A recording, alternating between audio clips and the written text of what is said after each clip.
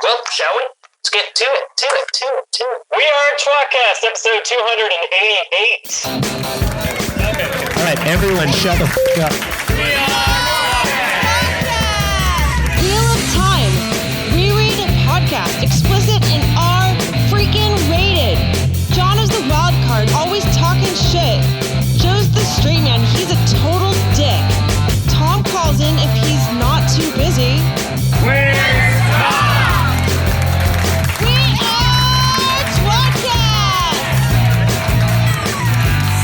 You're listening to tWoTcast, the Wheel of Time reread podcast, now covering Robert Jordan's The Wheel of Time, Book 3, The Dragon Reborn. I'm not Jono. With me, as always, is Jono. Jono!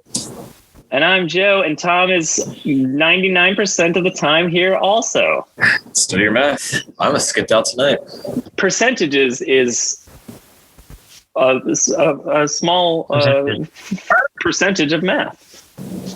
Percentages are? I'm proud of you for that. Yeah. Proud you did that. Well, I didn't study my grammar, so I said percentages is, but Jono but if corrected you study your math, you get that grammar right? Yeah. You get that percentage right? No one's asked you to study your grammar. Yeah, thank you. Yeah. I mean, Jono corrects me, so I don't need it to actually study it. You know? Learn from your mistakes. Why? It was a mistake. Hey, boys! Hey! So this It's been is a whole week since we talked on the podcast. I think this is 3 weeks in a row. I know, it's nice. It's nice. I'm impressed. Like just doing a normal podcast. There was literally maybe it was March. Maybe it was there was a whole month where we just didn't do it. I think it was March. Not from laziness. We had other commitments. 2 other podcasts. I think it was March. But next weekend, we're going to be together in person. No, not next. I get it. Never mind. God damn it. Well, for the viewers, it's next weekend. It's next episode, because we'll probably do more than one. I mean, by the time this comes out, I'll tell you what, if I we're haven't going to be tying our dicks together, trying to run away from each other. race. Tom, when was the last time I saw you? It's been a while. Probably on my I mean, wedding. Jono, I haven't seen you in a while. I saw you for your birthday, and then afterwards when you guys came over to our house, 7 months ago. But I haven't seen Tom in, I guess. I mean, I'm on the screen right now, but also definitely my wedding, because shortly after that, the rage virus took over the world. We were just talking about, I mean, for the viewers, Jono, that I just realized how dumb it was. I wasn't currently at your house right now because we're both vaccinated. Yeah. So our next podcast, we're going to be together. We're probably fucked up. That's my guess. That's a distinct possibility. Yeah. My guess is the first episode, as normal, will go about like how every other episode goes, but the second episode will be buckle in for tWoTcast 290, because it's going to be rips. Very drunk. And it might actually never make the air, and we might have to re-record it. It may be one of those where poor Joe stops us halfway through, just says, "You guys are a shit show." There's no fucking way. Gets drunker than I don't know if we plan accordingly and I can keep us on some sort of rails, it's fine, man. It doesn't matter how drunk we get as long as I can be like, listen, but Elaine, she sucks, right? You know, and we all kind of agree. You know?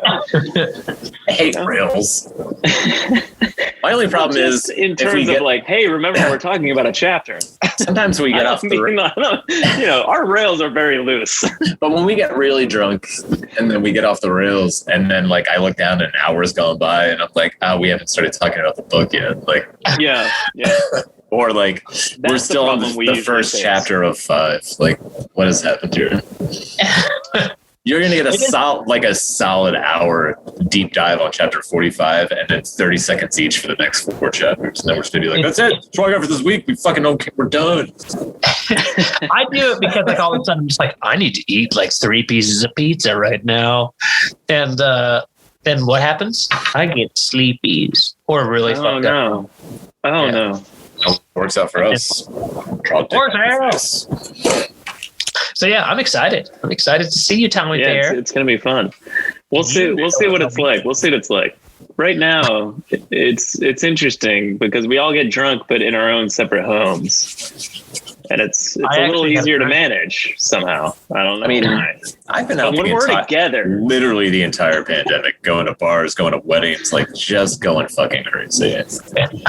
Yeah, hasn't stopped. Got drunk at a bar last Friday. Didn't stay in at all. Never got sick. We did. I have gone out more than I would have thought, but not a lot. Other than soccer, I didn't really go anywhere. Which again, other than breathing next to a bunch of dudes, heavy breathing. I was gonna say, just passing bodily fluids. Yeah, just spit. Yeah, just all their spit and sweat's flying in your mouth microscopically. Yeah, you're fine. Connecticut's like they're giant. Actually, on that note, congratulations on not getting sick. And or congratulations for them to be like not transmitting. This feels very jinxy. Yeah. Well, he's double vaccinated. I'm double vaccinated. Look at that obvious deltoid hole. I can't see it. At this point now, it's obvious deltoid hole. I think you should get that tattooed on your shoulder.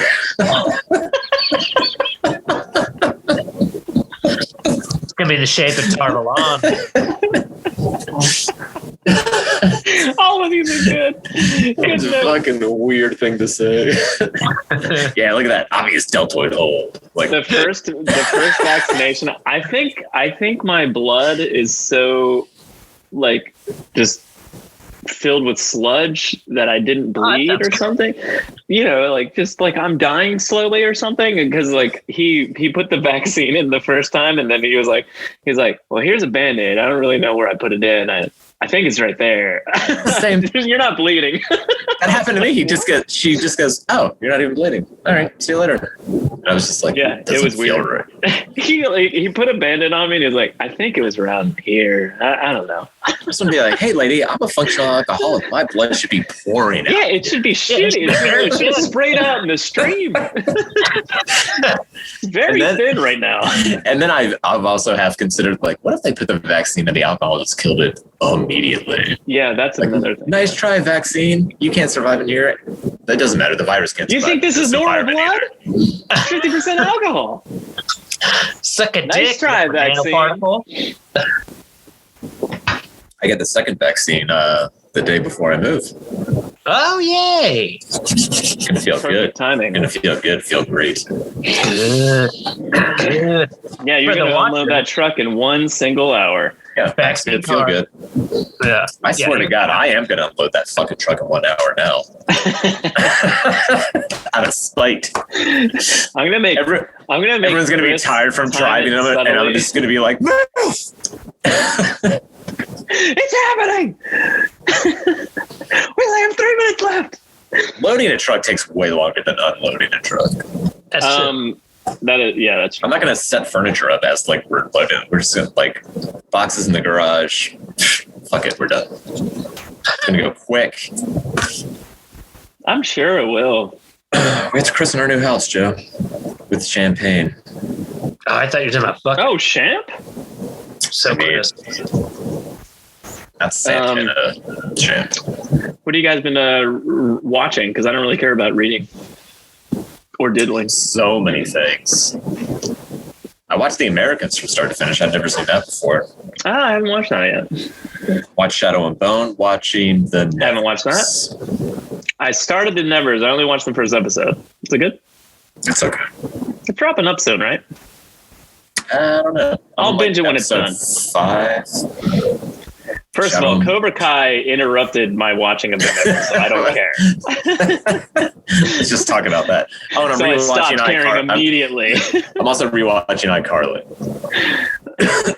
That's the most important. Actually, one episode of the Nevers, and then like a couple of days later, we watched like one episode of Cobra Kai, and I was like, "Well, let's watch 17 more episodes of Cobra Kai." Better choice. I got to say, out of everything that I just listed that I'm watching, I'm enjoying iCarly the most. It's hilarious. It's fun. Nice. I don't have to think that hard.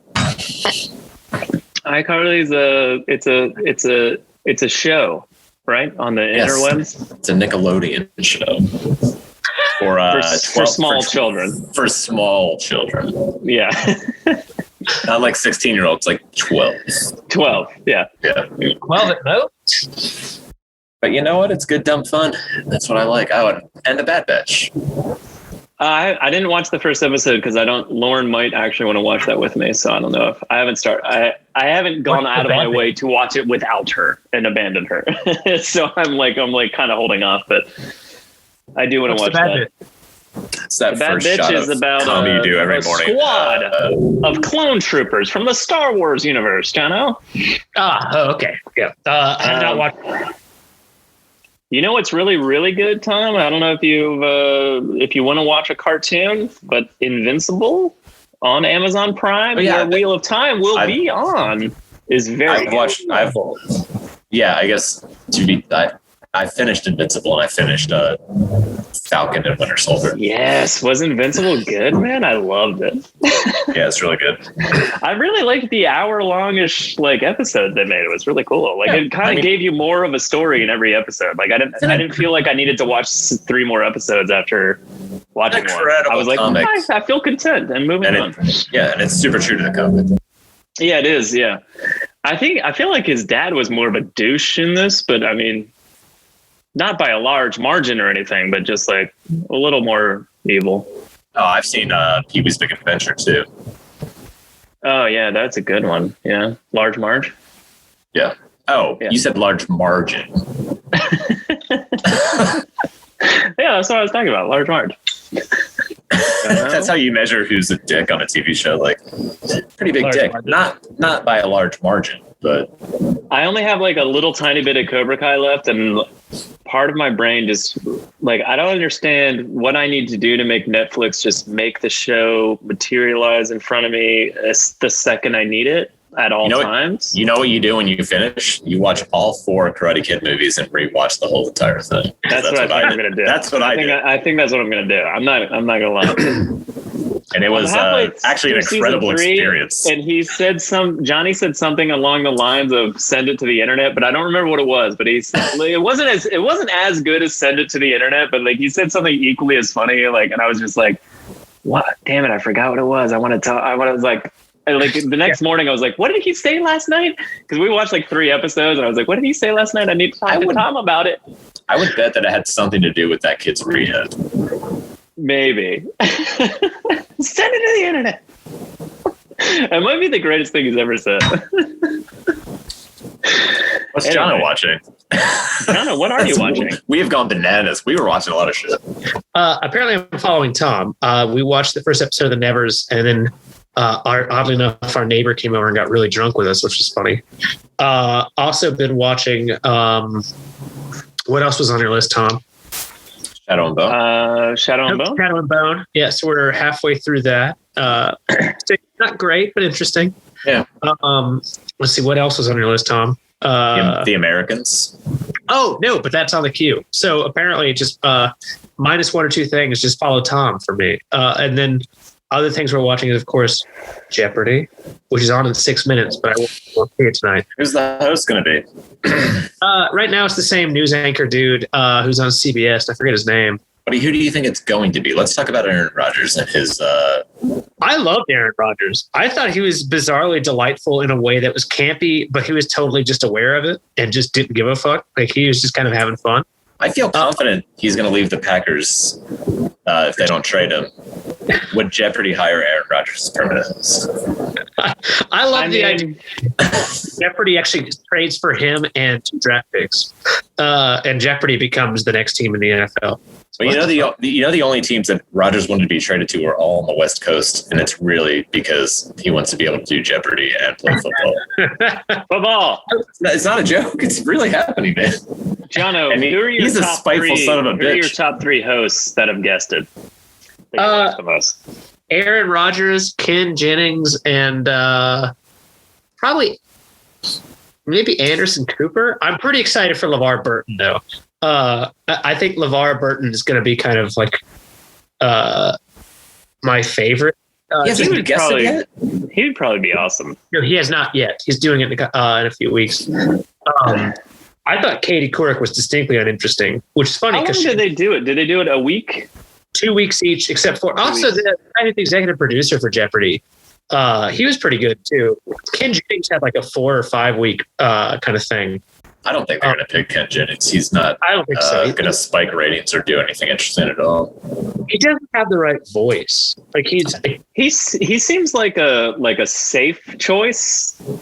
Yeah, but in terms of like bringing in somebody exciting, that would like it's going to be The Rock.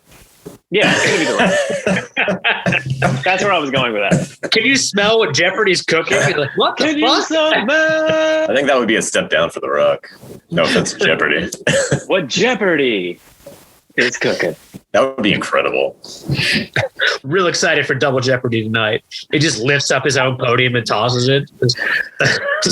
I just like when like he's like, congratulations, you won, and then he just clotheslines the other two. Holy shit!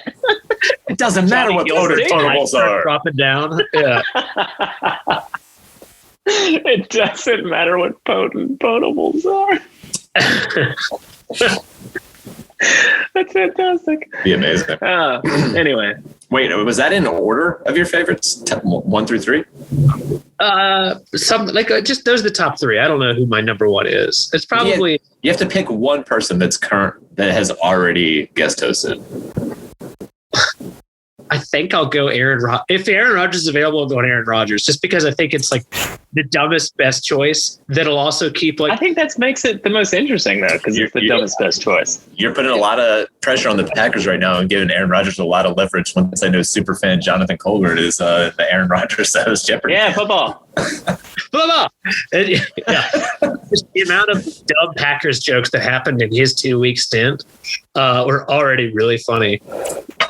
So, like, and he also is just kind of like totally does not give a fuck about the job, but in a way that's like when Mehmet Oz, Dr. Oz was on it, like it was just so cringeworthy bad.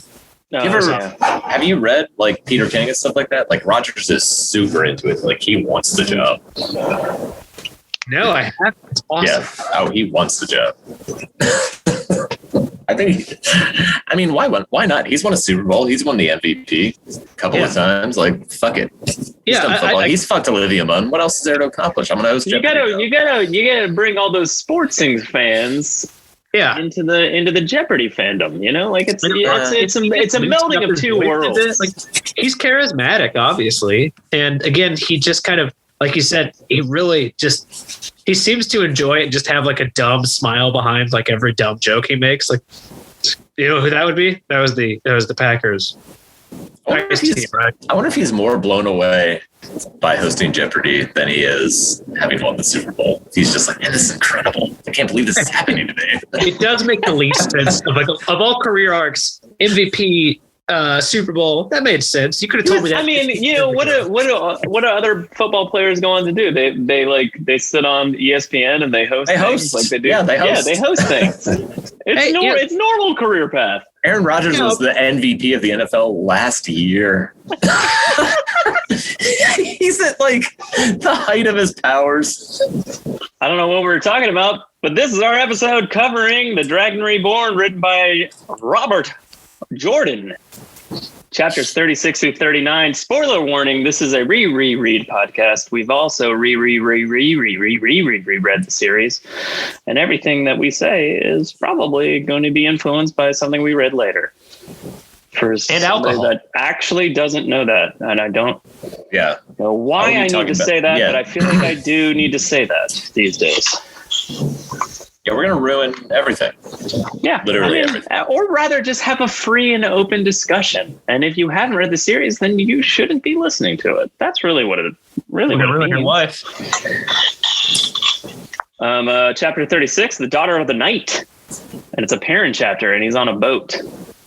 That's weird. All right, I wrote, it's the wolf dream. That's an exclamation point. I don't have the energy level. And Beelzemon and Lanfear have a spat.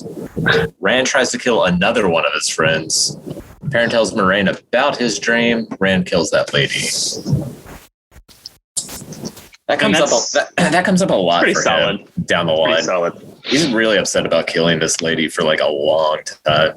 I wonder if Robert Jordan did this on purpose, or if like later down the line the editors were like, every time Jordan had him talking about like not wanting to kill women, he's like, but he did in the third book. And he did that. He did chop that one bitch's head off, like right off. And I like how you see the editors like it's not Harriet and Maria.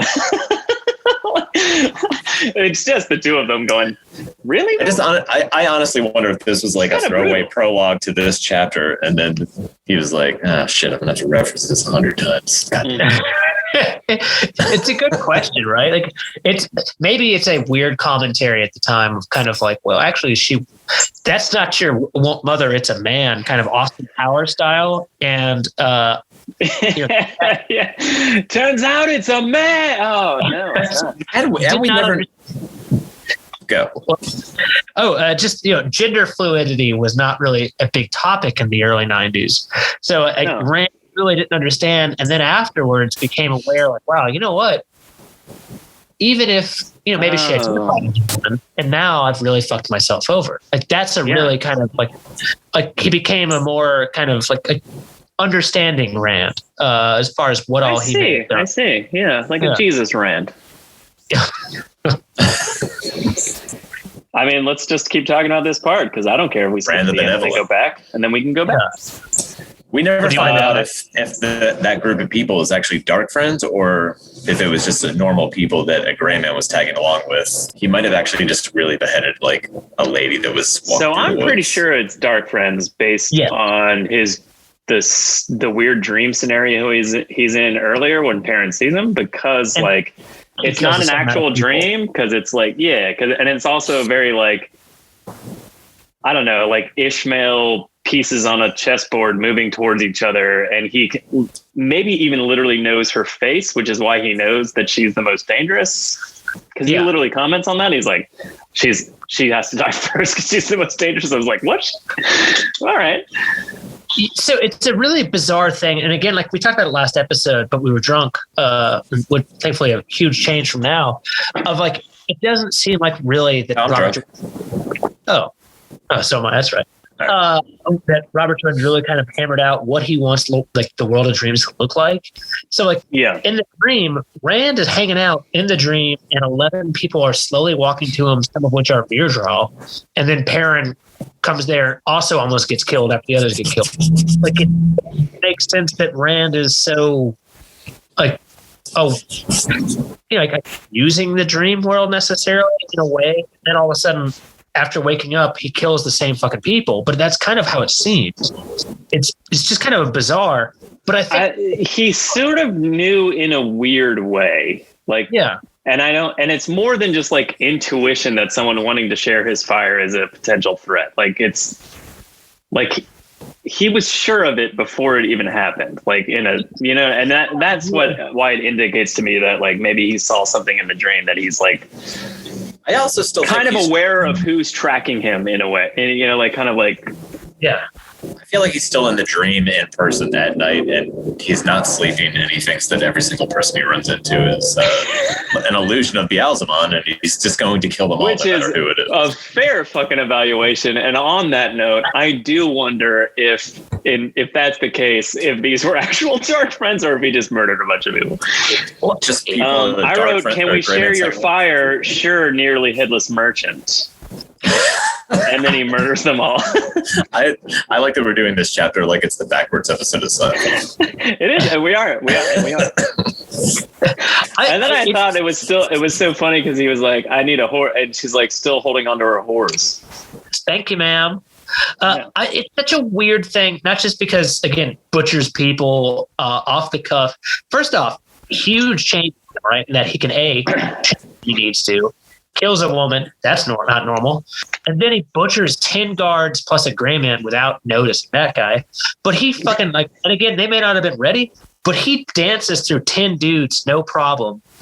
And like, that's a fucking huge change from just a few, books, or a book ago where like, he maybe could have taken early book 2 when they got the horn, he cut down a bunch of Trollocs. Or different from a book ago when he took down a Blade Master.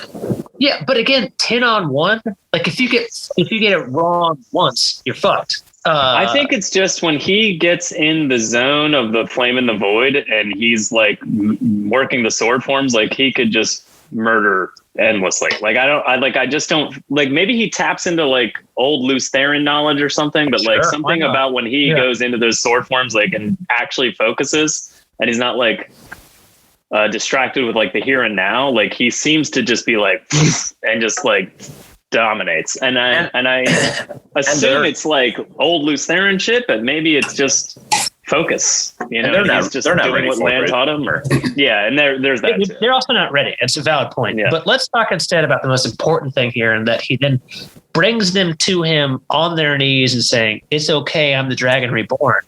Yeah, he said something weird. I thought kneel before Zod. I thought that was a strange thing for him to say. Yeah, just a bit weird. Like I love that part.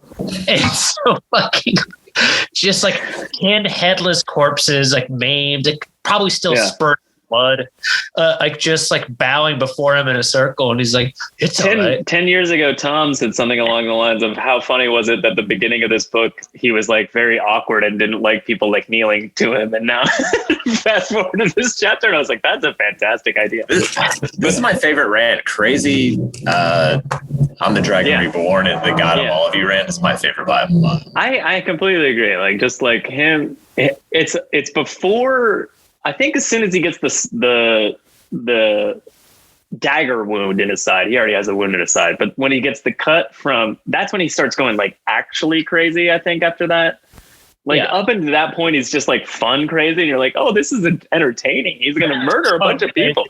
But later on, you're like, get drunk at our calm party. it down, Rand. You're a little too crazy. And we talked last time, kind of like Robert Jordan's inconsistency on how crazy to get him because he didn't know how long the book was. Yeah, of course. Yeah. And I think that's another large piece of what's going on right here, because it certainly like indicates that he's like losing his fucking mind. But at the same time, you're like, well, he's sane later. But I think that's just Jordan going like, we need to cram in some insanity. Oh, wait a minute. I have a lot more room to breathe. Let's just sweep that under the rug, and he'll just whine about how he killed a woman early on. Yeah, which will not haunt him at all. So going back to the beginning of the chapter, which again, it's kind of a weird chapter because like it's almost probably the most important chapter in this entire thing section we're covering. It's Perrin in the wolf dreams. Although actually, I have an important note that Loyal's uncomfortable, and it just brings me back to what you said last episode about like Barrett just ripping him out of that bed. Come on, we gotta go. And Loyal's like crammed into a boat, like, god damn it. Yeah, he had a perfect 12-foot long bed and ends up with 7 foot long. You've got to sleep diagonal with your knees up above your fucking dickhead. Anyway, Perrin enters the dream. Go ahead. Although it would be funny to watch him just kind of knocking on each room, like, is there someone in here? Yeah, because I don't think that he even knows what hotel room he's supposed to be in on this ship here. No. And that's what they call them on boats. It's called a hotel room. Hotel. H is absolutely right. Yeah, H is silent. Hotel. Yeah. Again, he doesn't even really think about just murdering a bunch of white cloaks either. He's really kind of gotten over. It seems like murder is briefly glossed over for this entire novel, which is fine. It's not murder, but butchery. That's true. And I mentioned this last episode, but it was like when he is on trial and willfully wants to be on trial for the white cloaks he murdered. These ones that he just killed never comes up. Like it's just not a thing. He's very concerned about the 2 guys he killed when he was defending a wolf that they're aware of. But like in this scenario that he got away scot-free, it's not on his conscience at all. There were no witnesses to him having a prolonged battle with 10 white cloaks in the middle of the town square. Yeah, no, not at all. Well, no survivors. If you remember when Sanderson got the nod for the to do the series, like he actually, as he always does, kind of does the progress bar on his reread. Yeah. Maybe he just forgot book 3. And so he just went straight to 4, and he was like, I don't remember. Was there something else that I was supposed to remember about him killing White Cloak? No, that's it. They bring Gaul as a character witness at the trial, and they're just like, you swear to tell the truth? And he's like, no. Yeah. Just don't. But it depends on what you ask. Most of it, yeah, sure. With the exception, they all saw that happen too. Yeah. And Lan saw it. But again, Lan knew after. But still, he knew. But again, he didn't witness it, but he knew. And then Fail, spousal privilege, so that's out. I just like the idea that he's currently like still spattered in blood of White Cloaks and hurry up, get on this boat. I like the idea that there's spousal privilege in a White Cloak law, even though they have questioners. White Cloak law is similar to bird law. He probably is just covered in blood, walking from a hotel. Like, again, I noticed at a hotel. I'm like, hey, is this empty? Get the fuck out! Like, just like, can you imagine this guy opening your door? Just like. Oh, sorry. Is this covered in blood with an axe? I'm covered in White Cloak blood. I thought I could use this bed. It's weird that it was empty. There's like 3 people just edging out. It's all yours, my lord. Everyone just assumes Perrin's gonna fuck them because of the implication of a boat. I think can't get off. Covered in blood, and you're on a boat. Anyway, so Perrin enters the dream. So Hopper's hair is really thick. That's important. Critical. Yeah. And also, the only reason he passed out, besides probably needs it, is because like there were no wolves around because he's in the middle of the river and he can. He's like, I can finally calm down. Yeah, which is also poor guy because you're so fucking dumb because they're the ones protecting you in your goddamn dreams. Like you're going to sleep thinking that you're safe because you're not around wolves, and you can finally actually get some sleep without wolves entering your dreams. But in reality, like that's what you need to help you, dummy. So I do have a quick question. I mean, like Perrin, understandably, kind of like has some issues with like his burgeoning talent. What do you think, like, early pubescent Perrin was? Like, was he in massive denial of, like, having, like, ejaculatory powers? Because it seems like he just kind of, like, any change in him... I know. That's why he became a blacksmith and wears those heavy gloves. Stop himself from jerking up. I must deny this part. Or he like it to make it feel like it's a stranger, Tom. He's afraid of this new power to shoot cum across the yard. I can't. He probably quenches his dick in vinegar every time it gets too hard. It's a Perrin rot blade. Hold on, I don't know what I want to talk. Let's go back with it. Puts his dick in vinegar comment. Jesus. Salted water. I don't know what they do. I barely remember all the. That shit sounds wrong. It just pours that down as your urethra. You just got to quench the blade. I quench the blade in my cum. It's salty. No, vinegar. Better. Anyway, so into the actual journey. So yeah, like you said, Joe, Hopper takes him away, and it's this weird standing above shit, which is all right. So I want to ask a question. I have a question here. How dumb is this mirror maze thing? Because Ishmael clearly makes like this mirror like maze, so like people he brings in there like are confused, but Perrin is just looking on from on top of it, and I'm like, does Ishmael not understand 3-dimensional space in a dream world, but where like anything goes? Like, does he not think that like maybe Lanfear is up above him? Like, he doesn't ever go, wait, hold on 1 second. Hello? And look up like nothing. Perrin's just like, oh, it's the Forsaken. Put a roof on and I'm spying on them. It's a foggy roof. Why would you look up on that? The other Forsaken know how to? Never mind. Well, maybe the wolves are as much as the Forsaken think they're masters of the dream. Maybe the wolves are better. I think that's actually for sure, 100%. But maybe not. I mean, Slayer takes down wolves in the dream like every 5 seconds. So who knows? That upsets me to this day how easily he does that, though. And also, he's weirdly like a new it is ridiculous master of the dream, like parent. So like maybe he's doing it. Yeah.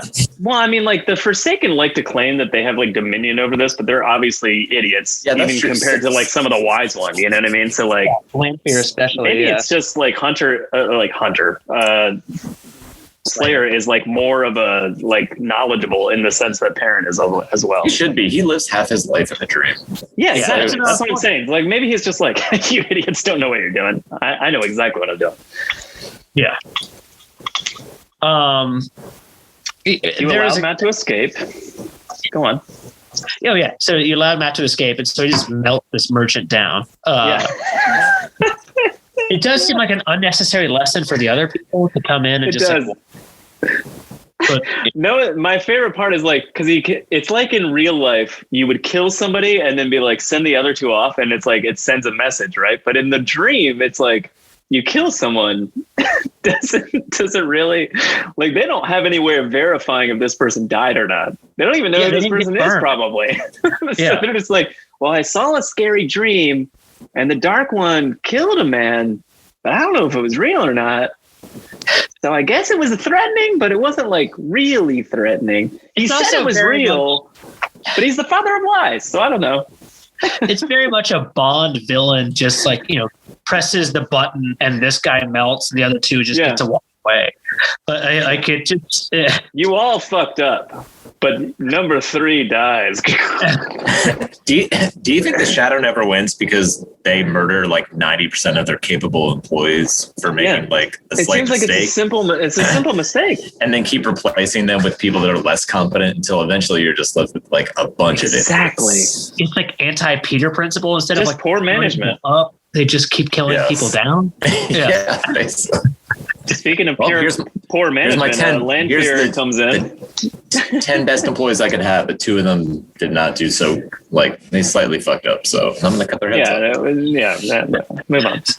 You aced your exams until the last one, so now you're dead. Wait, what? Seems like a steep price, but all right. Anyway, Joe, you were going to say something. Oh, the one comment.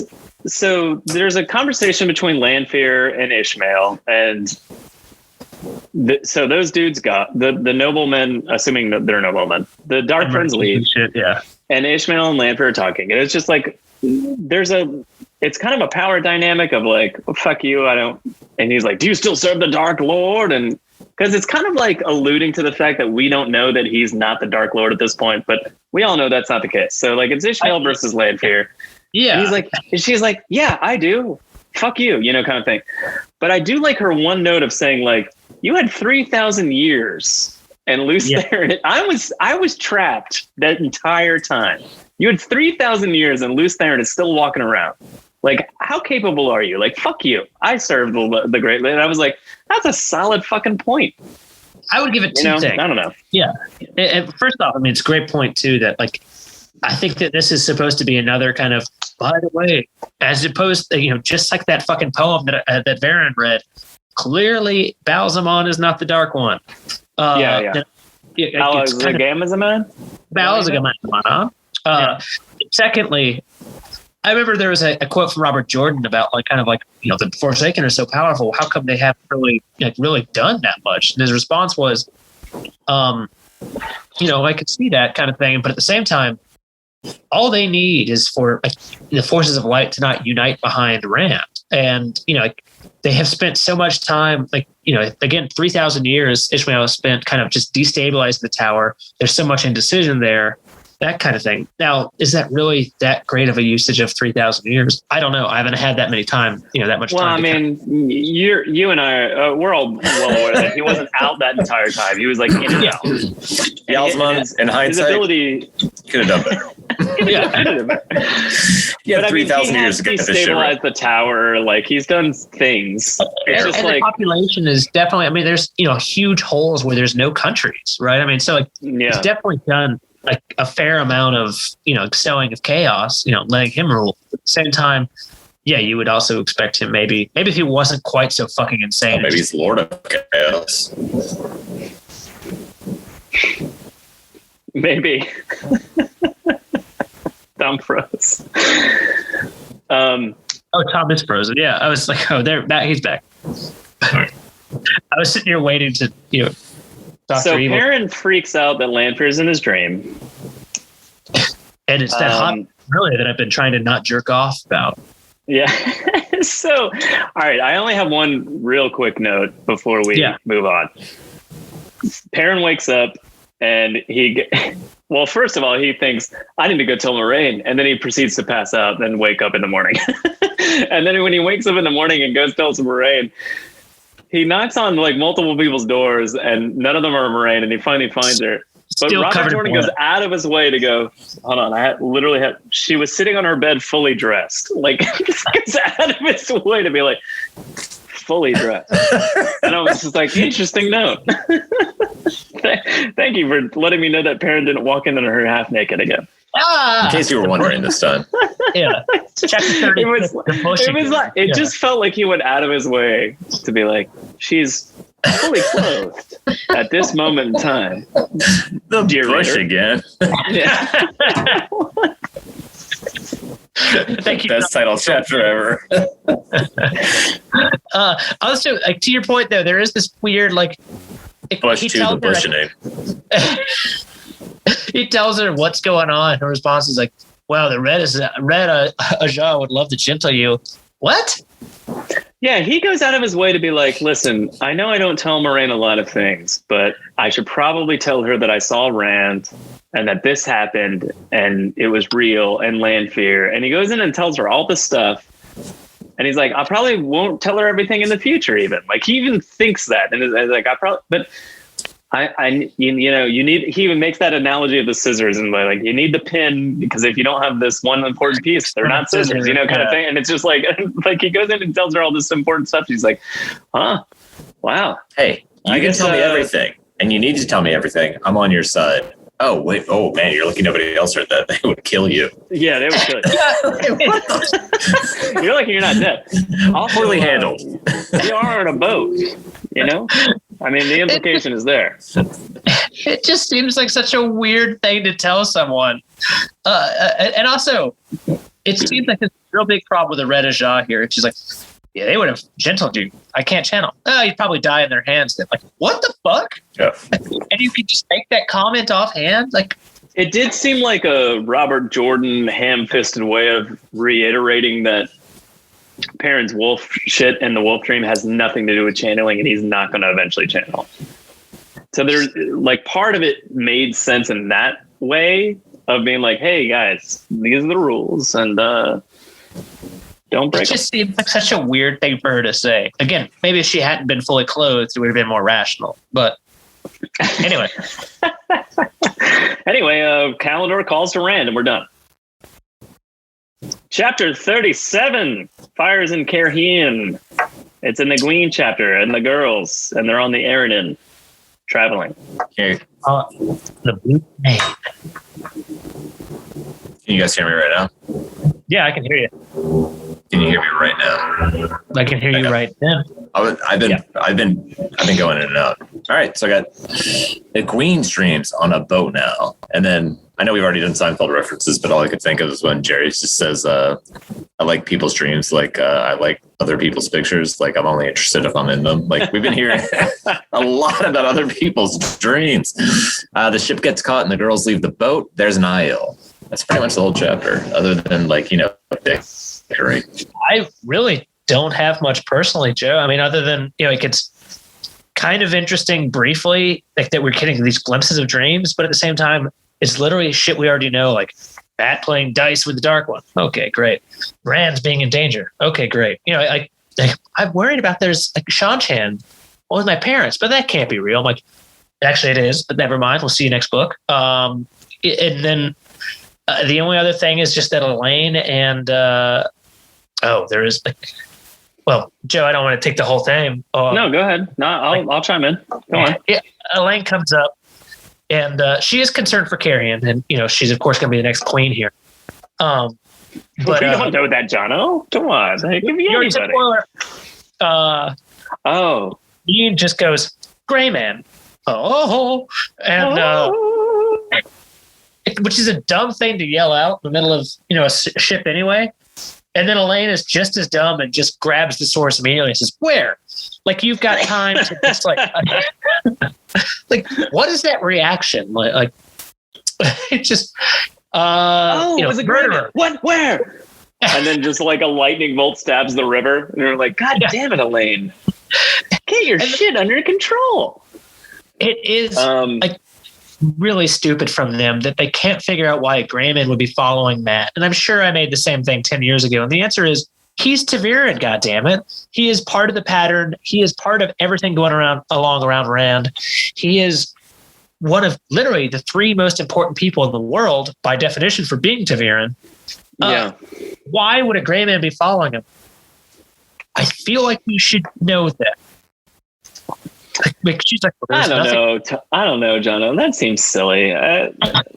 He's not important in any way. I mean, that we've seen. He hasn't blown the horn of Valier. You know what? They don't know that. But yes, they do. And also, he hasn't. He hasn't been involved in almost anything that's happened. Up until this point in time. So they run into. It seems silly that they would think that he has anything to do with. Yeah. Why would a Grayman maybe being in danger aside from his involvement with them, Yeah. It's got to be the contents of the letter that say, "I'm okay, Mom, goodbye." So they run into mud flats, which are actually a ship. Yeah. So was that a trap or was it an actual, just a sunken ship?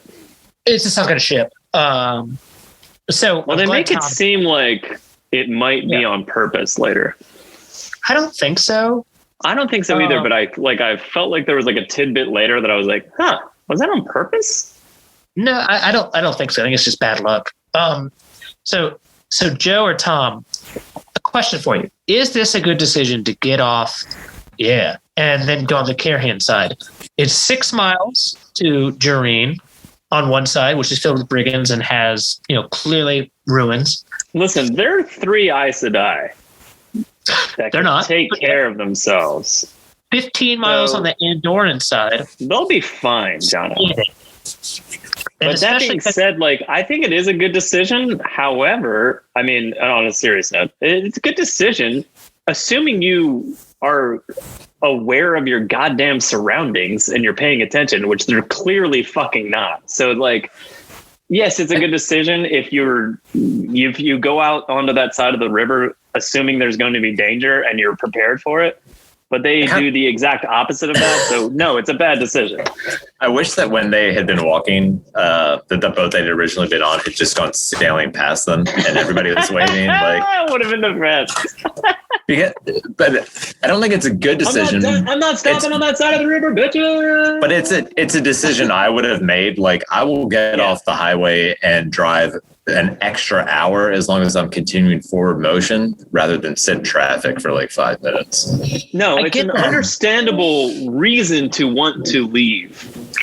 But 9 miles of a difference. So again, I get not wanting to sit there, right? You don't know if something's going to come and you don't know if someone's going to stop, even though your Aes Sedai and you can just channel at them and say, "Fuck off." Also, they probably could learn to channel wind and save themselves anyway, but we'll leave that alone. They're accepted. But getting off on the Andorran side, walking only 9 miles. It's only 9 miles long. And they can also just ride on an that's a long time. Slide. Yeah, it is a long time. You know what else is? But there's nothing burning on that side. They're not wearing rubble. That's true. But you could also just make an Iceman slide and just slide the whole way there. Freeze the river. Or freeze the river. Yeah. And then the boat just becomes like a sleigh. You can just go. Yeah. You can just skate the whole way. Look, there's a lot of possibilities. What's 15 miles on ice skates? Probably hurts like shit, honestly. It's probably miserable. No. I bet it's like 1,000 times faster than this is the book version of in a movie when instead of like walking like 2 blocks down and then 1 block over to get home, you're like, I'm just gonna cut through this dark alley. Yeah. That's exactly what it is. And then your parents are murdered and you're Batman. Congratulations. Oh, so sort of good decision. Hey, yeah, well, I mean, the eventuality of you becoming Batman, sure. But in that, who's Batman in this analogy? Moment, the Knave, obviously. Probably didn't. No, obviously the Knave. She's the only one that would get angry enough to be like, "Where are the drugs going?" That's true. That's true. Where's Rachel? Elena the Queen would never be able to do that. Elena would just be like, somebody tell me what Rachel is. I'm entitled to know.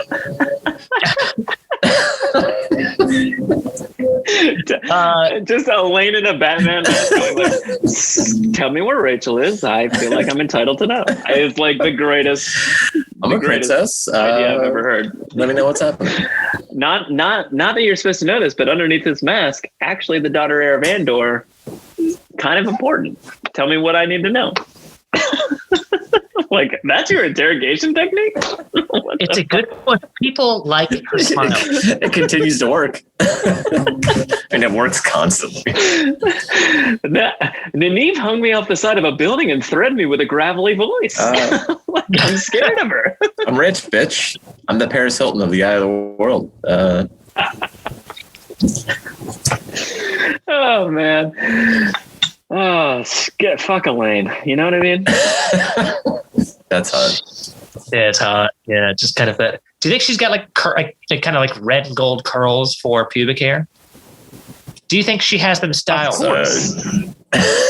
And yes, of course. All those obvious questions. Yes, yes, and yes. Just God, what a weird thing to ask. Elaine points out how stupid the Egwene and Nynaeve fight is, which, yeah, we're all aware. Yeah, that's not important. Probably good to move on. Jono wants to stick with the pubis hair, though. Yeah, yeah. Do you think that she gets it like almost curled perfectly before like her first night with Rand?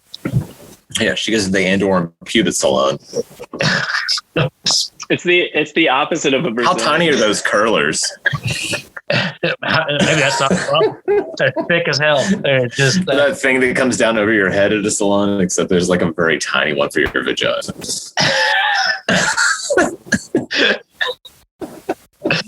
Rand's coming. I gotta put on my. It's more like a U-shaped cup that just like forms around. What are you doing? Getting a perm. Just permed. Gonna be curly as fuck down there. Why would she? What does her pubic hair look like if she's not going to go except for just straight? Just straight. Yeah, she does a side part when she's not doing like not. Well, she's been having it straightened since it's like a horse's 13. mane over her. She's very rich. She's been having it straightened, so now she needs to get it like permed again. It's the greatest scam that some poor person pulled on all the rich. It's just like, hey, I can curl all your pubic hair, and they're like, oh, suckers. Well, I love this tangent. We got off on a weird tangent, and I don't mind it either, Jono. I yield in the chapter. We're not going to get too much more. We have to move on to the next chapter. We do need to move on, but I did have like a very important note here. Oh yeah. I can't wait to find out. They ask for one cabin, and I just wrote it's because they need to practice passing that ball of light back and forth. That's all. It's a masturbation joke, guys. Yeah, I mean, Jono did mention scissoring earlier. Yeah, take the pin out. Anyway. Put the pin in. Take the pin out, put the pin in, take the pin out. If we do see actual brigands, I'm going to channel because I'm entitled. That was basically Elaine's last thought before the chapter was over. Then an Aiel pops up in front of them. Oh! Chapter 38. It's called Maidens of the Spear. I gotta say, they're so ready for brigands that they get surprised twice. Well, to be fair, with the first one, I mean, come on. All right. 38. We meet Avienda for the first time and learn about the maidens a bit. They talk about them more again in the second chapter. Maidens like to fuck. I wrote just because Bane and China were like, oh, we don't like men. And Nene feels the stabbed one. That was my note. The one they got. Nene feels the stabbed one. The stabbed one. Look, it's good. Her name's Dylan. Tom. Dylan. Don't worry. Jolene. Who's watching over her? Jolene. You guys are going to be pumped about my recap for next chapter. I got to tell you. I just wrote... Queen holds the power because she remembers the Shan-Chan. Never again, never forget. and then she has an odd affinity to Avienda because she looks like Rand's cousin. Yeah, we both want to fuck your cousin.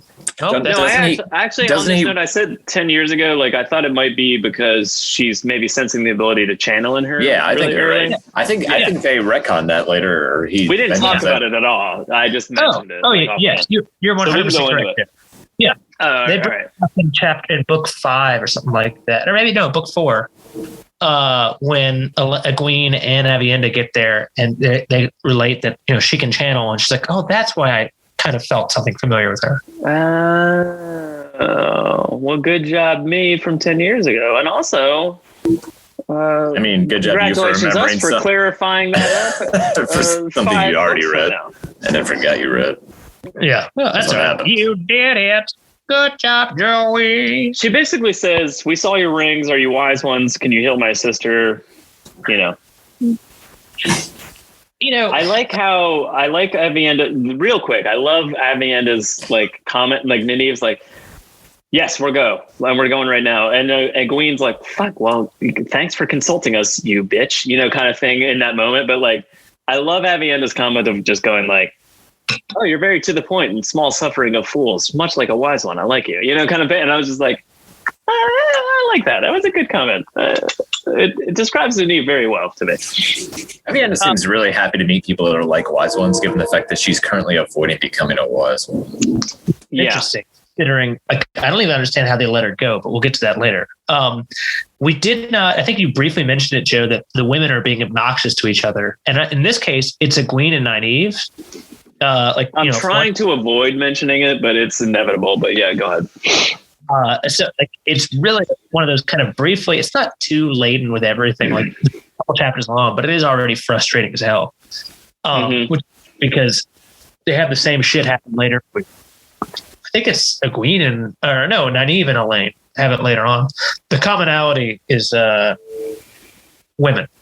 Well, Nynaeve and Elaine are like best frenemies for the next 10 goddamn books. Yeah, because Egwene fucks off. Yeah. So Jono, we need to come up with a better way of me bringing up the old podcast. We need a little jingle, 10 years ago on tWoTcast or something. I need something. We need something in there. We're gonna have to workshop that. That's your jingle. That's your we talked about this 10 fucking years ago on tWoTcast. I wanted to sound like that one cowboy in the real world. True story. True story. 10 years ago. Anyway, Jono, briefly, again, the reason I bring this up is because we talked about it in a minuscule amount, and it's a great point to expand upon. You kind of mentioned the power dynamic and how they're all accepted, but however that they should defer to Nynaeve because she went through her training faster, and that's kind of all we said. So but on that note, what do we learn later on? One, it's based on if Aes Sedai are out in the quote unquote the wild, it's they defer to who's stronger. Yeah. Yeah. And then when we meet the wise one, not the wise ones, but the kin later, they defer who is older. So every power structure we've seen in the entire book series is based on power or age or some sort of deferential treatment to somebody that's been around or they're better at probably something. The only one that would Nynaeve is both of those things. Except Nynaeve's a wilder. Yeah, well, there's that. Nynaeve is a wilder, but there's also the fact that to a certain extent, and the Aiel may not probably would not defer to any of them because so none of them know these rules at the moment. That's true. Again, fair enough. However, but like Nynaeve's operating on the assumption that like the same power dynamic exists within the trio of them, which previously was I'm accepted and you're novices. And before that was I'm a wisdom and you're a child. Yeah. It has really changed. I mean, like they are getting older and Egwene is aged. So two things. I agree with you entirely. But at the same time, I would say that at this point, you should probably consult your partners, even if you think you're superior, right? That's still a very... fair. I mean, she is superior. She doesn't think she is. She could also beat the shit out of both of them by herself. Not even thinking about it. And hide in the woods. On both levels. No one would be able to find her in the woods. Yeah, physically or with the power. And she can track. She knows what she's doing. Run into the woods. I dare you. But then secondly, the only thing that drag you back by your ear. Jump into a pipe and then come out of another pipe right next to you. You're dead. Fireball. You don't know. You don't know what's going to happen. She's too controlled by her emotions. So that's the only thing that I think that the Aiel of all people who don't really have that kind of, So here's the thing. I don't think she's that controlled by her emotions. I think she allows her emotions Hulk style. I think she allows her emotions to go out of control, Hulk style, because so she'll always be angry, so she can always channel. Let's be fair. She was angry before she learned she could channel. Yeah, I'm with. Yeah, thank you, Tom. I mean, I love Nynaeve. She's one of my top 3 favorite characters. I accept. I made a Hulk joke. It has to be grudgingly accept. Anyway, so we'll get past this. Also, Tom, one of the comments you made a couple episodes ago is 100% on just it's perfect, and we'll prove that here soon. I can't wait to hear it. Yeah. Anyway, but back to the actual thing here. Let's see here. I for the show, I know we usually, please listen to our Patreons. The only thing I will say here is I'm excited to see all the rat tails on the show. I'm excited to see what they do with that and if they do anything at all. I'd like to see them take it to an extreme level where it's like completely shaved head with like a ponytail off the back or something crazy and weird, like something weird. Go weirder with it. I feel confident that we're not going to see a rat tail. Yeah, I'm pretty sure we're not. I don't want to ruin this for you guys. But. This was the early 90s. A rat tail was more acceptable then. No, a rat tail was how you knew somebody was a badass. Yeah. And that's what made it acceptable, Tom. Anyway, so the rest of the chapter is largely kind of an Aiel info dump, right? About why it's basically Nynaeve Egwene and Elaine asking a bunch of questions while Nynaeve works up her anger enough to heal Dylan. Yeah. So we learn a lot. Yeah, we do. Yeah, for sure. So one of the things here that I don't think I ever remembered is that Bane and Chayad, first off, this is like a who's who of Aiel to a certain extent. Yeah, it really is. There's so many cool, awesome named characters here that you're just like, oh, I can't wait to see. It's so weird. It's almost weird that they're all together. We got Adienda, Ruark next chapter, Bane and Chayad, and we had Gaul like 2 chapters ago. Like, that's it. Yeah. That's the Mount Rushmore of Aiel. Bane and Chayad count as one. And don't forget Dylan. Oh, wait, she dies. Dylan. She's... and Jolie. So Bane and Chayad, one of them says that we took ourselves as first sisters because our marriage vow wasn't enough. So they almost married each other and instead chose to be sisters? Or wait, Gaul's married to divorcees? We talked about the same thing 10 years ago, John. Fuck, did we? That you've never seen before except 1 decade ago. Their marriage to the spear as spear sisters wasn't enough. So they became first sisters to be closer bonded beyond just being wedded to the spear. Say the spear? Each other. Look at it. That's what they're talking about. We're literally talking about the same fucking thing. You fucked up, and you had a decade to correct it. And you're still that stupid. You should have seen the look on my face when I was reading and taking notes. I was like, holy shit. I just uncovered this brilliant nugget that no one's ever going to figure out. It's amazing. Anyway, they do talk about first sisters, which is really interesting and cool. And the key here is that Elaine's like, oh, that means this. And then 5 seconds later, they're like, no, it doesn't. This is what it means. And she's like, oh, I was wrong. And she's like whispering to Egwene the whole time. And you're like, what do you know? Nothing. Well, what bothers me here is that the Aiel are just as ignorant of the Wetlanders, and yet they look at each other like, what the fuck's wrong with these bitches? Yeah, we kind of like noted this, but like, I would love to expand upon this. Why the fuck are the Aiel so offended when the Wetlanders don't know anything about their culture, when they talk to no one? Like they don't let anyone know what's going on in their societies. Like they don't talk to the tinkers. They barely see peddlers. Like, and they're just like, you don't know how we do things. What the fuck is wrong with you? And they just like, they think it's intuitive. They think it's intuitive. Yeah, and that's the thing is like it's a bizarre. Like it does seem a weird. It's a weird high horse to be on. You know. Yeah, I agreed. Especially for a culture that's very kind of like, well, we know you guys are different, but at the same time, like, what the fuck's wrong with you? Like, it does seem a little just off. And you know, maybe that'd be an edge I'd kind of like to be a little more accepting of somebody that's interested in learning your ways, but absolutely knows nothing. Like, just be a little bit more like, oh, well, this is how we do things, instead of being like, you fucking idiot. You know, like, you know, like dial down the amount of incredulity. We know that you guys don't have wise ones. Yeah. Yeah. How come you haven't gone to the wise ones to become first sisters? What?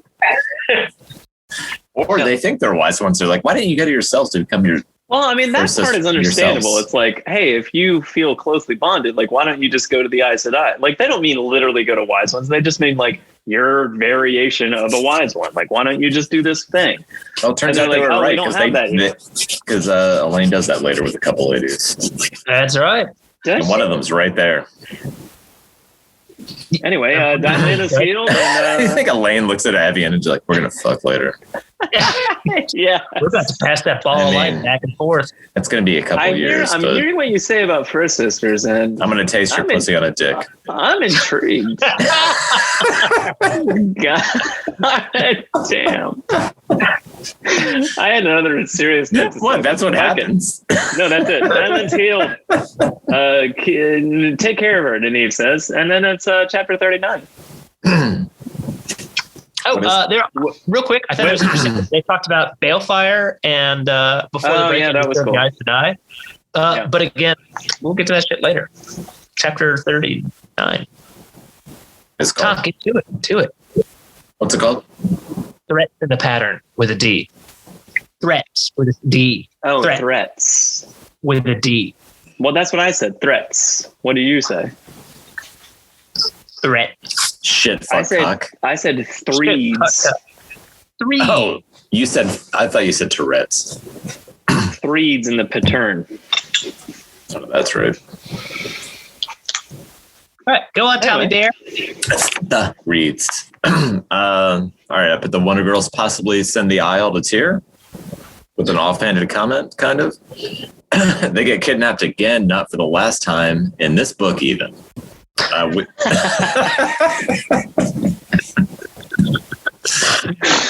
Oh man, we meet Ruark, and then I wrote Jireen, but I wrote it longer. Jireen. I can't believe you guys started making that joke the previous chapter. Of course we did. We've been making that joke ever since. God forbid when Jireen actually appears in the books. It's right here. It's right here. They go to Jireen. all of book was 7, 8, 9. I don't know, 9. It's a town that's begging you not to take hanging out with Jolene. Which is weird. Joe, we just saw Jolene, a different Jolene of the Aiel. Mm-hmm. You forgot that, didn't you? Nope. We search for he who comes with the dawn, they tell them, which is, by the way, I don't know if you know this, guys, but do you think that's Randall Thunder? Yeah. It's incredible that he fucks all night and doesn't come until the sun comes up. Battery starts. Like he passes out drunk, then wakes up and is like, "You still awake? You still awake? Do you want to go?" And turns out his like, full no. name is Randall Thor. You think he Hemsworth. fucks for 5 minutes, passes out with whiskey dick, and then it gets up at 6:30 in the morning, just jerks off on their faces? What's on? I guess it's assuming a lot to assume that he just fucks all night. There's a lot of possibilities. I mean, he's like 18, 19. You can go all night at that age. You probably fights with at midnight too, but you can still get that third one at dawn. Yeah, maybe it's just into that tantric. In parentheses, not necessarily the first time. Yeah. He comes with a dawn. But also maybe multiple times that day. We don't know. But maybe earlier. Could be number 4. Well, yeah. It could be Viral 5. Be a horrible book title. It could be 5. He's 18. We don't know. When Rand and Matt are in Rudian, they actually get almost all the way up there and then accidentally take a wrong turn, like Scooby-Doo style, and then finally get up to the top. They were so close. That's what gave Couladin that window. All right. Anyway, maybe he's not. Maybe it's me. Do you think the three of them talking about going to Tyr is what sends the Isle to Tyr? I think it's clues from multiple places, but the fact that Ruark is there and he's a clan chief, it's not there yet. Well, I mean, yeah, but when they hear that news, it's at the end. News. Randall Thorne's going to be in Tyr, guys. I don't know if you knew that. It seems intuitive because like their prophecy is about the people of the dragon helping take care of it. And they know they're the people of the dragon. I feel like they all kind of have that in the back of their minds. Of like, maybe this is a place we need to be, but let's search. And then I think the news quickly spreads. Like Gaul's probably already run 1,000 miles, just like he's the Paul Revere of the Aiel. Just running around. It's in here. Gaul's gone so far, and everyone that came out late was like, "Oh, it's right here." Yeah, we didn't really need to go that far. Yeah. I mean, Avienda even said that. She was like, Elaine was like, "You guys have come really far." Or maybe Egwene says that or something, and Avienda's like, "Actually, we're one of the last ones to leave. Like, we're pretty close to where we left." Or I don't know if it's Bane or whoever's talking to her at the moment, but like, one of them basically says like, "We haven't even come that far. We actually left pretty late. Like everyone else is like way further into the wetlands." Yeah, it wasn't. Like, what? It wasn't Avienda, because if Elaine had said to Avienda, "You've come really far," Avienda would have said, "Wait till you see me in a couple of years." Yeah, for sure. That's what I do with Thornton and Igloo later on with your husband. One corner to the other. You're going to have to get super wasted and fucking your husband. That's all I'm going to say. Good luck smothering that bond. Good lick is what you sound like you almost said. So we do find out that he who comes at the dawn is, of course, we've already discussed that, child of a maiden, a blood of our blood kind of thing. And very obviously kind of, Jesus-like, is that his mother was a virgin kind of thing. But at the same time, he did not realize how much, what's her name? Mary? Yeah, Mary was also red-haired, blue-eyed kind of thing in the middle of the Middle East. It's very interesting how much that it is important. It's very case was enough for me.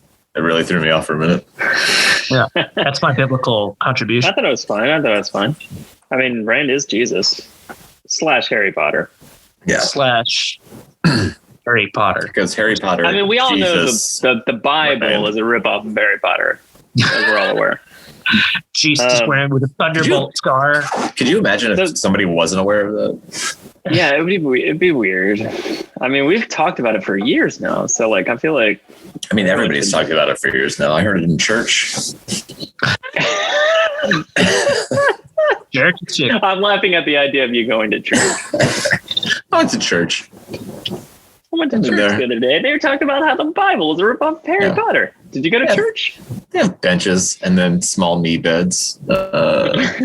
Knee beds.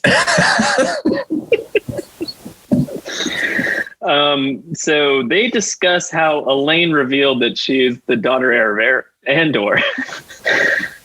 And I don't think she did anything wrong here. Hold on. Let me just read my note, Jono.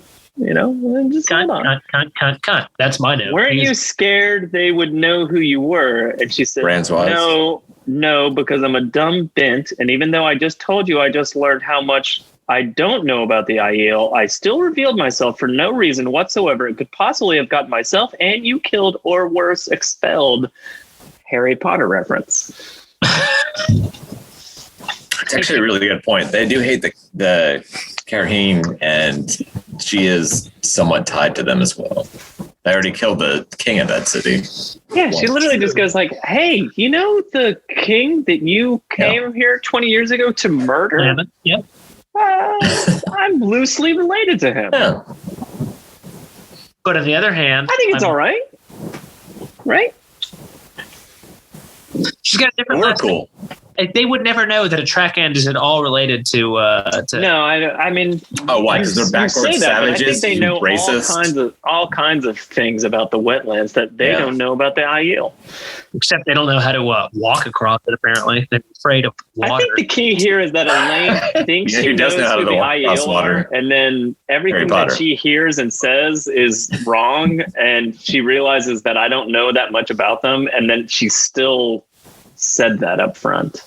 Well, look, like maybe keep that information. It's probably hard to keep that information close, right? I mean, you are an important person, and therefore you might be, held hostage.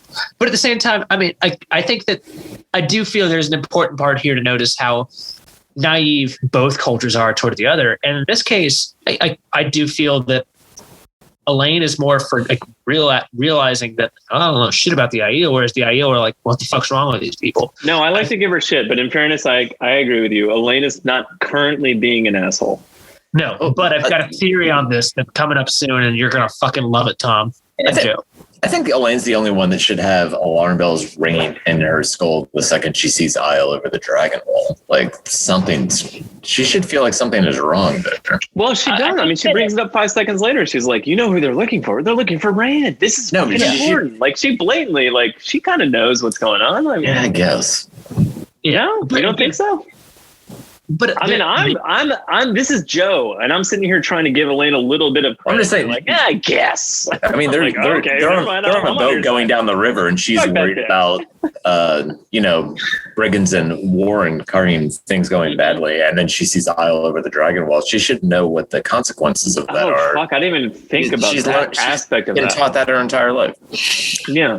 Well. I guess what's the possibility they're not here as an army? They're here because they don't know what they're looking for, right? They know they're looking for humans. That's the point. What is the possibility that they're not here as an army? To her knowledge, nothing. If you've been raised to become a queen, point, 50, you can only give 50% of the doubt to them. Like you should at least be halfway. It's like, this is going to get really bad. I completely agree. Actually, on that note, so you have this knowledge that Karheen wronged the Aiel in some way, and that caused a massive war. Yeah, and even if you're aware, 17 years ago. Yeah, and even if you're aware that that was theoretically quelched and and over, but then suddenly what you're currently aware of is that Karheen is burning and that everything's fucked up and there's riots and there's a civil war and all this shit is going on. And then you see Aiel pop up. It's a little odd that Egwene is the only one that holds onto the one power at that moment. You'd think Elaine would have been oh fuck, they're here to get everyone again, and almost lashed out more crazy than. But considering how well they hide, they know that. Is it not possible that they've been there over and over and no one's noticed until they decide? Oh, well, yeah, very possible. That's what she thinks. You know what? They've been here the whole time. They're really good at camouflage. Yeah, they've probably just been here the whole time. I'm not going to react rationally because they've probably been here the whole time. You know what? There's probably been 100,000 Aiel on the other side of the Dragon Ball and deer stands this whole time. Well, here's the point, and it kind of goes towards what me and Tom are saying in terms of fuck Elaine, but also goes towards Jono's point of, hey, she's actually really smart here. She doesn't react that way, so that. I mean, that's kind of crazy. The fact that she doesn't react upon seeing Aiel in this area of the planet, it's probably a good thing. While currently all this shit is happening, and doesn't assume that they're there to fight and kill people is. actually kind of shocking. Yeah, I mean, because what would Morgan's reaction be? Like, or Pedro Nile, or like literally probably anything like, Morgan might want to kind of talk to your leader kind of thing. You know, kind of like, hey, she's a leader. Avienda is not. No, Elaine is. Never mind, I misunderstood. Yeah. But it kind of like that is kind of like, hey, glad you're here. I can tell you where to find Brent. Can I talk to the guy in charge either way, just to find out what the fuck you guys are up to? Because I guess my point is I agree with Tom on that she should have reacted even more, but at the same time, I agree with you in the sense of like, wow, good job. It gives her more credit that she didn't react harshly when she saw them. You know what I mean? I think she's lucky she saw them and like took it with a cool head. Maybe she forgot about the war because she's kind of an airhead. That's what it was. That's what it is. Anyway, to discuss, you know who comes with the Dama, Steve Rand. Anyway, we talked about that. Yeah. So they Elaine tries to bridge the annoying gap between Egwene and Nynaeve and going like, "Hey, good job healing that lady, Nynaeve." And she's like, "Yeah, you did a good job." And then Nynaeve's like, "Thanks, kid," and ruffles Egwene's hair, and she's like, "Fuck you." God damn it! Yeah, but you know they're briefly fine. I was this close to being okay with you, and then you ruffled my hair. Like you did when I was a child. I'm not a child. And then what happens? I'm a grown up. I've got knives and eye ring. Then they get knocked unconscious by a bunch of brigands. Yeah, real brigands. For 2 chapters. They literally keep talking about brigands. They've been taken by surprise for the second time in 2 chapters. Yeah, and honestly, third time. They didn't see the mud flats coming either. That's true. Shit, not mud flats. It was a sunken ship. Yeah. It was a tank. It was a tank trap underwater. Anyway, that is like so. Egwene gets clocked in the side of the head. Wakes up first. As presumably, they all get clocked in the side of the head with slings. Egwene wakes up first, gets hit in the head again. Wakes up again first. What's happening right now? Let's talk about Egwene's skull for the next 20 minutes. And then we're going to wrap up this podcast. How many concussions has she had? I don't understand. That colors a lot of the choices she makes later in the books. Yeah. You're a Maryland. I could be a Maryland. You're 19. I have notes on head injuries later. Not much later. We can talk about it now. Do you have a clip of Will Smith yelling "Tell the truth" about a movie about brain injuries? No, I don't. Well, then what's the point? No, I was going to talk. Why are we even doing this? So this is an important note. So Egwene wakes up Nynaeve. So they're captured. Blah blah blah. Egwene wakes up Nynaeve inadvertently and like stifles her from like calling out and just like, "Hey, shut the fuck up, we're captured." And she's like, "Oh, those idiots gave us whatever kind of whatever drug." Sleep well, Bruce. So then we didn't give us such an obvious name. Here's the key. A couple of episodes ago, I had theorized that the reason that Gawain sucks from this moment forward is because Matt cracked his skull open. Yes. And then the Aes Sedai had healed him, but maybe he like lost some sort of himself in that moment. Like maybe his brains leaked out. And then we joked about Gawain's brain having a little Krang-like brain go in and then he'd roll around. Here's the thing. It happens to Elaine right now. That's what I've been talking. I've been saying many times, like, I've got a theory that Tom's going to fucking love.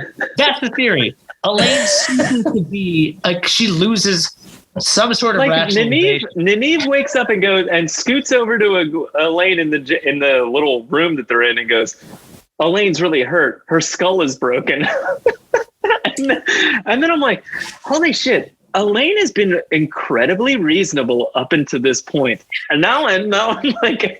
And God only knows how long her brain has been deprived of oxygen. Yes! We don't know. It's nice ischemic stroke for you here. Yeah.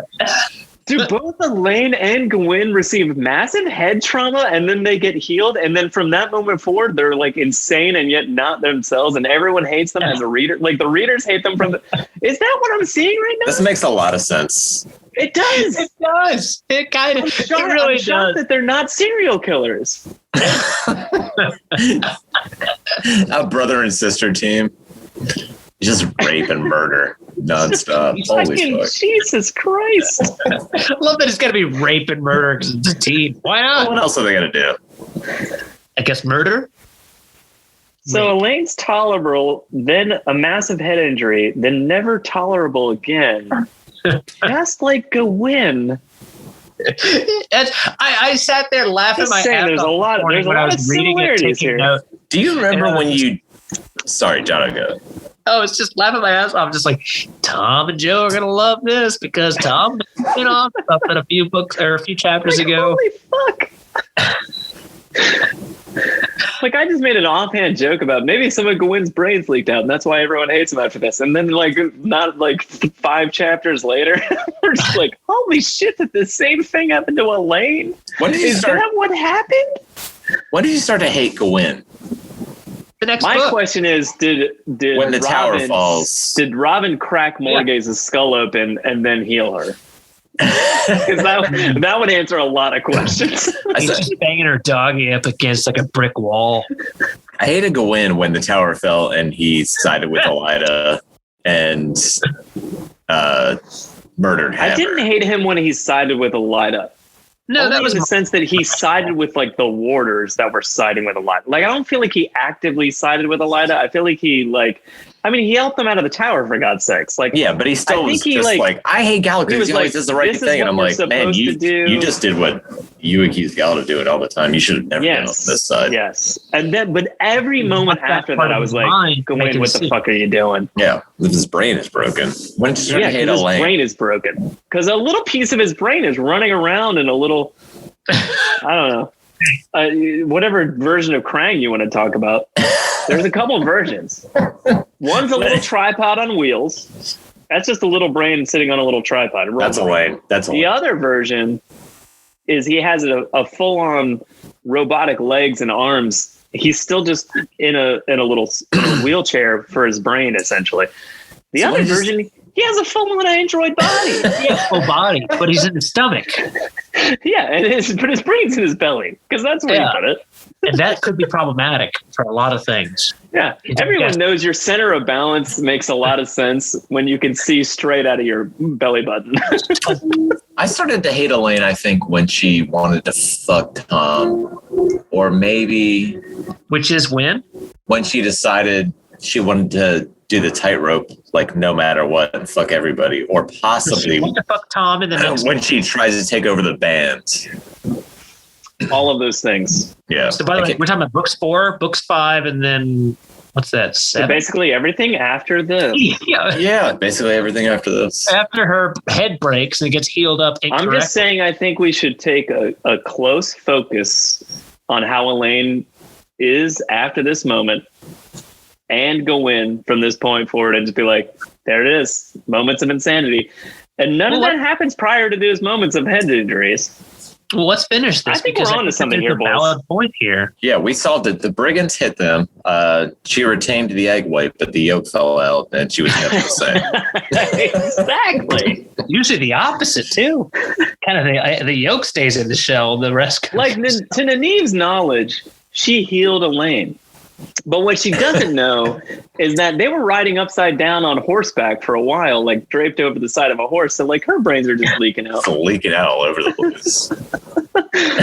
Slowly that sludge comes together like Terminator 2 style and like forms up into a little Elaine brain. And now there's a little Elaine brain and a little Gawain brain running around. Maybe all the sludge fell out, formed another Elaine, and eventually killed the real Elaine in the dark and replaced her. And we just never saw that scene. That speaks ill of Rand's future children. I finished the chapter. So as she's healed, it's a really cool looking thing here, right? They look out like just after they heal her, because they're in this encampment for the dark friends, that kind of thing. Yeah. Is this just a straight up dark friend encampment, or do you think dark friends are in charge and they have like a lot of people that just don't know what they're doing? So my recollection here, which is that they're they're brigands, but at the same time, they don't know that they're working with what's his name? The greatest rapist of all time is kind of not necessarily in this scene. Doylan Millar? Doylan Millar is related to this because these are the same people who kind of, I think, become. David Hanlon. I was combining their names. I'm sorry. Continue. David Hanlon, Doylan Millar. I was like, Doylan Hanlon? That doesn't sound right. David Millar? David Millar? I think this is kind of like he's not in charge of this, or like he's just. But this is the type of shit he'd be doing: is taking like quasi brigands like related with dark friends and kind of bringing in Myrddraal, although he himself was an actual dark friend. Anyway, so they kind of wake up and there's a couple of Myrddraal right out there after they look out, or three, and they're fingering the rings and Land's ring.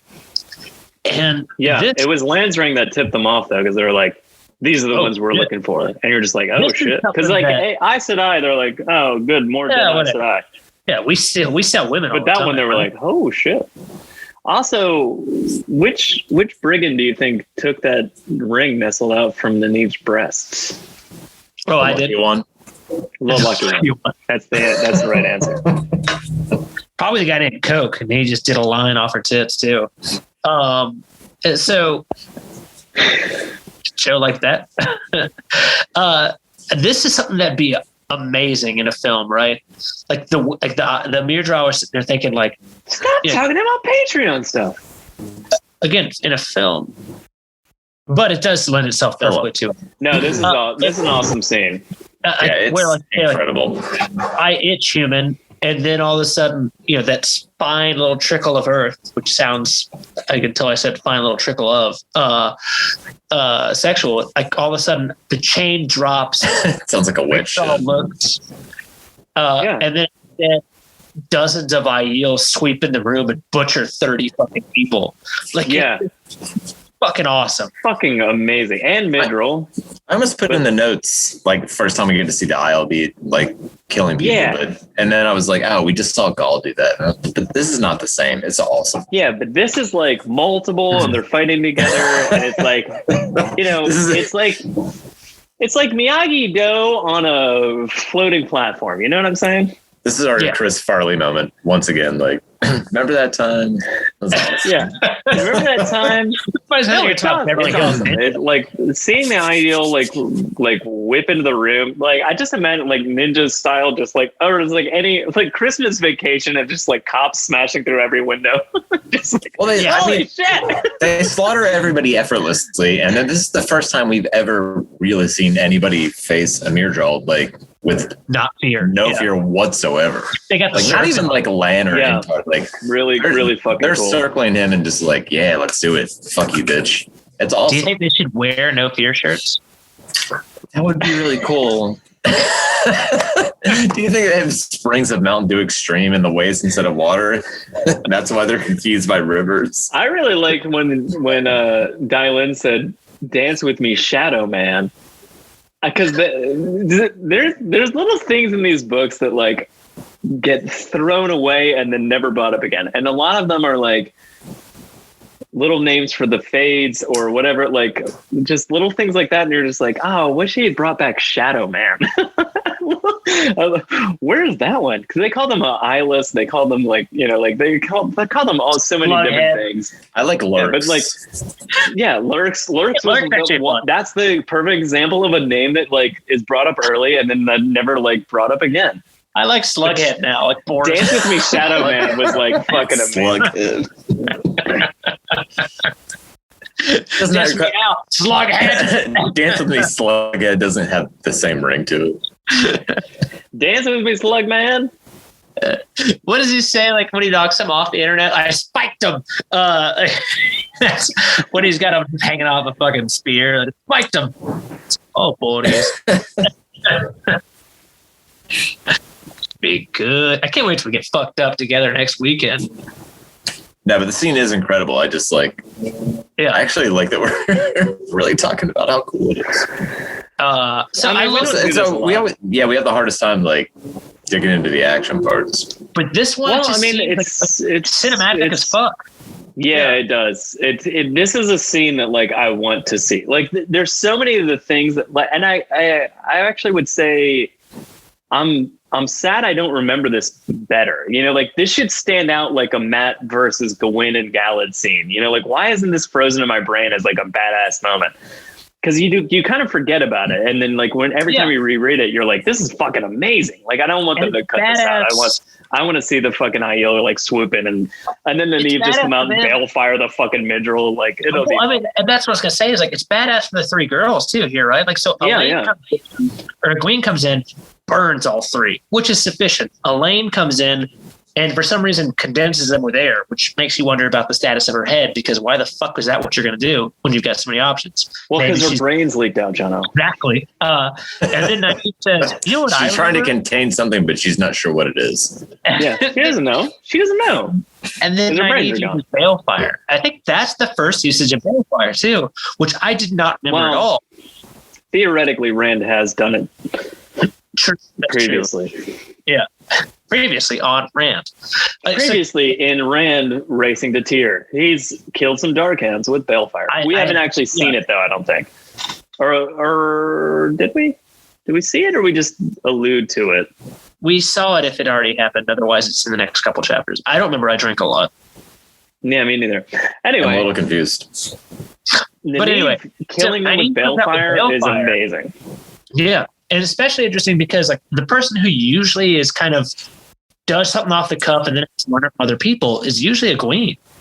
So Nynaeve coming up with a brand new weave that's not healing related. Yes. Also on that note, second time a Gawain said something along the lines of like, oh, Nynaeve did something. I didn't see what the fuck she did. Like she was trying to analyze how she healed Dylan. Didn't work. Yeah, she was like, I missed that.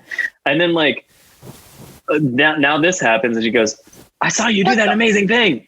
Yeah. Didn't see how you did it. You know, like kind of like it's kind of crazy. Does it seem unrealistic that the Mistress of Anger shot balefire and it was controlled enough that it didn't take out like half the goddamn countryside?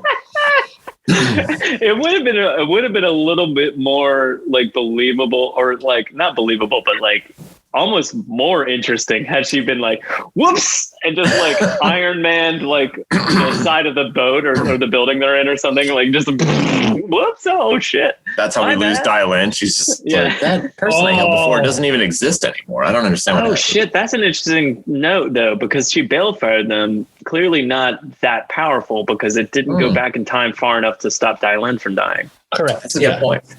Yeah, well, I mean, we find she out has a fine control over this thing that she's never used before. That's one of the most dangerous weapons in the world that no one can control. I guess actually, let's just chalk it up to that's because Nynaeve's a badass. Even she's also not strong enough yet, right? Like, I mean, because like, or lack of strength or lack of knowledge. Yeah, because it takes a lot of strength to really burn. Just like a fizzling balefire. Just all you need is a thread. They're like, that was amazing. All you need is like. All you need is one. It's like I really just came dust, but okay, whatever you guys say. Guess not she who came with the dust. She who came with the dust. Yeah. Anyway, so I do appreciate that. Like afterwards, like Ruark's pretty calm, but at the same time, they're all kind of fucking nervous after that shit. Like, the balefire unnerved the fuck out of them.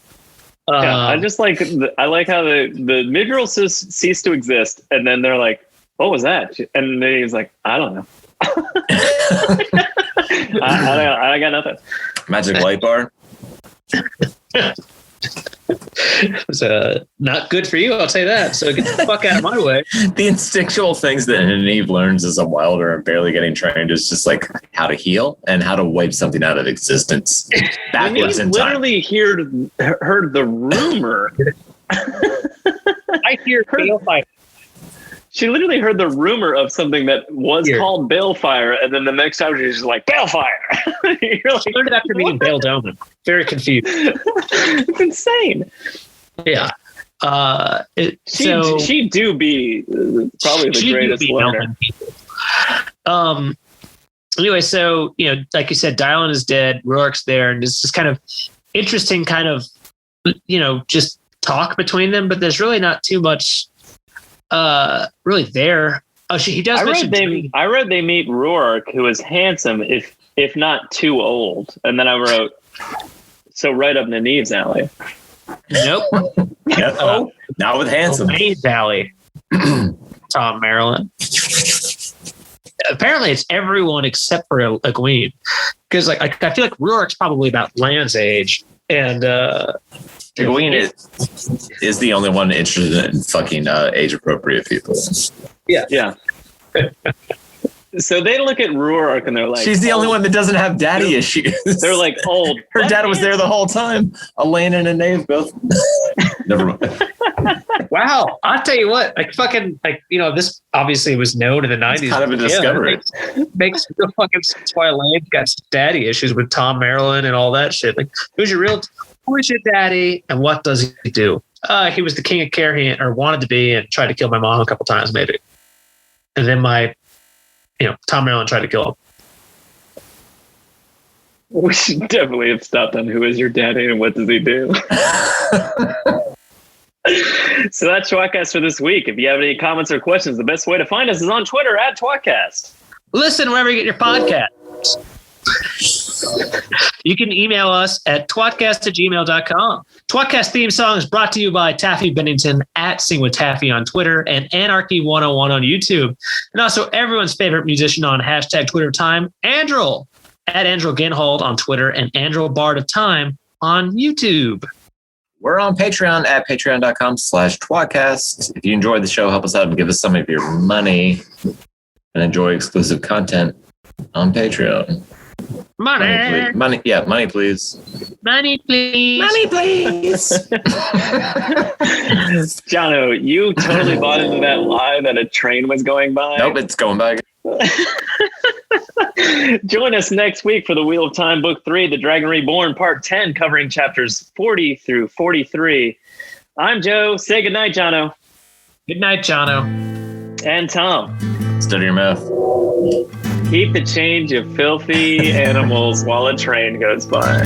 Among the first to start, the tWoTcast was so smart to lovingly bash our favorite books. But that was long ago, and now they've grown the show, and now they got us in their hooks. Don't throw coins to these bastards, they need bars of gold at least. Someone please keep them afloat. Now let's listen as they once again ramble through a book. Let's get the fucking quote.